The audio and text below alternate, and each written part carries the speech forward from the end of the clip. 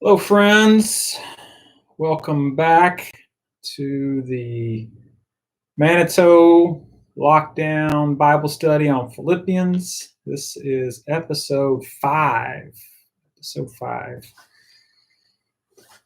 1, 2, 3, 4, 5. Yeah. Episode 5. Who knew we'd be making it this far? We'll see how much further we go. We are now coming to the second chapter. We have been in the first chapter, which is what comes before the second chapter, in which Paul has an open invitation, saying hello to the Philippians, and he thanks God for them. He's very encouraging. He's encouraged by them. There is some measure of appears to be some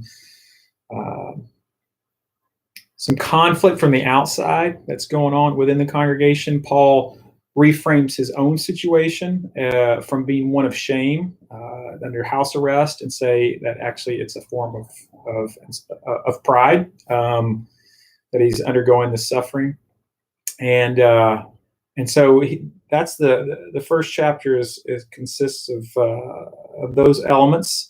And he seems to be building up to this move in which he's inviting the Philippians to take a certain perspective, not only on their lives, but also on the world, and in some ways on the entire creation. So these next 4 verses are a lead into that. It's one of my favorite parts of the Bible. I think certainly one of my favorites of Paul's writings, if not my favorite. And so we're going to do what we've been doing each week. I'm going to read these verses. I'll read them 2 times. I invite you to listen for a word or phrase that sticks out to you. And then the second time, I'll invite you to listen for, what do you wonder? What do you wonder about this passage? So the first time through is really, what do you notice? And the second is, what do you wonder? And you can put those in the comment section, and then I can respond to those as I'm here, and then I'll give a couple of thoughts. So here we go. Philippians chapter 2, verses 1 through 4. If then there is any encouragement in Christ, any consolation from love, any sharing in the Spirit, any compassion and sympathy, make my joy complete. Be of the same mind, having the same love, being in full accord and of one mind. Do nothing from selfish ambition or conceit, but in humility regard others as better than yourselves. Let each of you look not to your own interests, but to the interests of others. What did you notice? What stuck out to you? What word or phrase stuck out to you? Or maybe you noticed a word repeated. What did you notice in that first reading?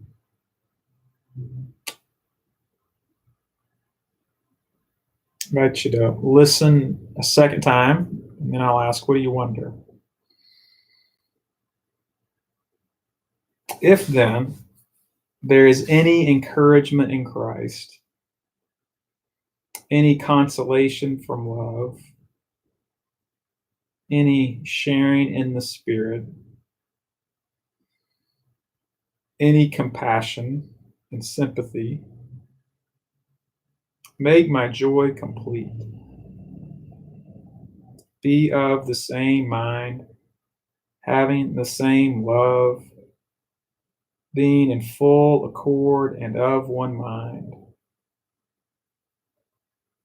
Do nothing from selfish ambition or conceit, but in humility regard others as better than yourselves. Let each of you look not to your own interests, but to the interests of others. This is the word of the Lord.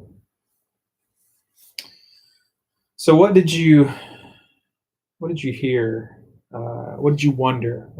What did you notice? And what did you wonder from this passage? I'll give a moment for you to enter that in, and then I'll share a couple of thoughts.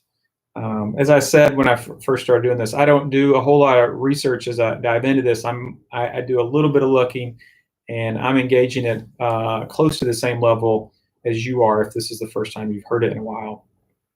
So my observations are not intended to be significantly in depth or researched or whatnot. They're sort of responses that I have right now in a way that hopefully in some ways connects what was going on there with experiencing it now, reading it here in our current situation. So here's a couple things I noticed in here. One is the repetition of any sharing in the Spirit, any compassion, and any sympathy, any consolation, any sharing, any compassion, sympathy. So in that sense, Paul is casting a broad net. This anything, anywhere. It's this universal sort of. If you have any of these feelings, if you have, if there's encouragement, if there's consolation, if there's sharing in the Spirit, if there's compassion, if there's sympathy, if you have those things, which I think most people would say, yeah, those are admirable. Those are admirable emotions to experience. We hope to have compassion and sympathy, regardless of whether you're, connected with Jesus or not. There is that. If you have any of those things, then he moves to, well, to make my joy complete. That's where joy shows up 5 times in the book of Philippians. It is, it's a joyous book. It's one of his most positive books, is what I think I said that in the first episode. And so he's drawing this together. Any of these things, he's drawing it together, saying, to make my joy, make it complete, fulfill it. And then he takes from this universal and he goes and says, be of the same mind, having the same love, being in full accord and of one mind. And so it goes from this any to same and one. And I think there is always a tension when we talk about being completely separate or we talk about being completely the same. And so Paul is sort of riding that tension a little bit and saying we have both the any, the diverse, and we have the unity, the same. And so he's drawing the folks in together to say this sameness, this unity, meets itself in having the one mind. Now, we're going to find out a little bit what Paul means by the one mind, because I think that could be a dangerous, almost guru-like invitation from a charismatic leader. But Paul's going to explain what he means by what that one mind looks like. We get a glimpse of that in these next 2 verses where Paul says, do nothing out selfish ambition or vain conceit, but in humility regard others as better than yourselves. So look not only to your own interests, but to the interests of others. So what Paul is inviting folks to do is to be in such a relationship with each other that you consider other people's interests, you consider their feelings, you consider their emotions before you consider your own. Now, I have a hard time with that. I have a hard time both doing it, and there is a little bit of a challenge here in the consider others as better than yourselves. I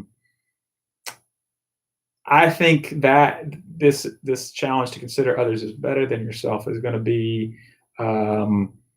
that's going to get fleshed out when we talk again when we come to the next section. But this invitation for us to consider others, that is a welcome challenge for me. I think it's one of the biggest gifts we give to one another is to pay attention. It's a form of love. And Paul mentioned sympathy and compassion here and considering others.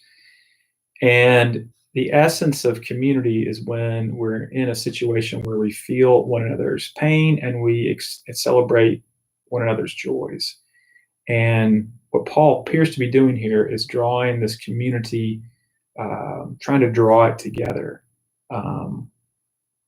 trying to help the folks to see Christ in one another, and helping them to draw upon the resources of one another. The only way you can do that, you can't just say, "Hey, I want everyone to consider my situation, pay attention to me." He's saying, pay attention to each other. Consider others before yourselves. So if everyone's doing that, then what you get is this great mix of encouragement and support. Yeah, those are some sort of rough drafts of some thoughts. Let's see here. Yeah, Sherry says, I wonder how to know the needs of others. It's a good question. Yeah, I think as we spend time with each other, we get to know the needs and interests of others. And maybe there's something to how Jesus ends up showing up in this that helps us with that as well.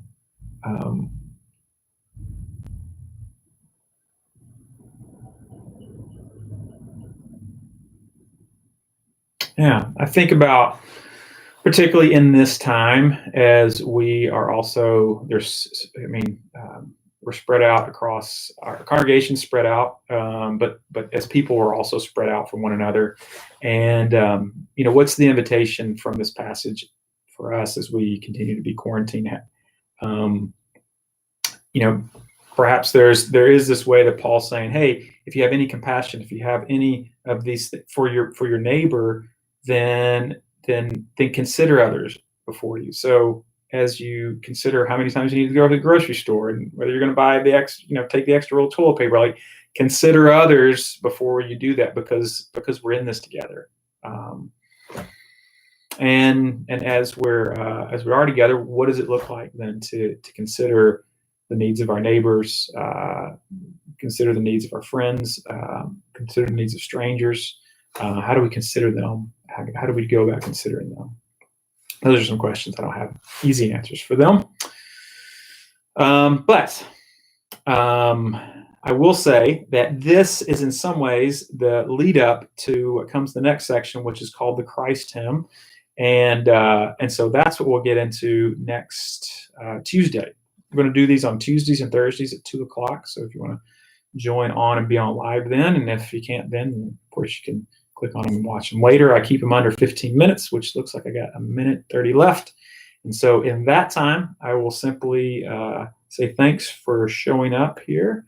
Thanks for watching. Hopefully it's been a bit of an encouragement and a little bit of a challenge as well. And please, if you have other thoughts or comments, you can put them in the comment section or email me. Either way. And so until we meet again, may God be with you as you are cautious and courageous and kind. Go in peace.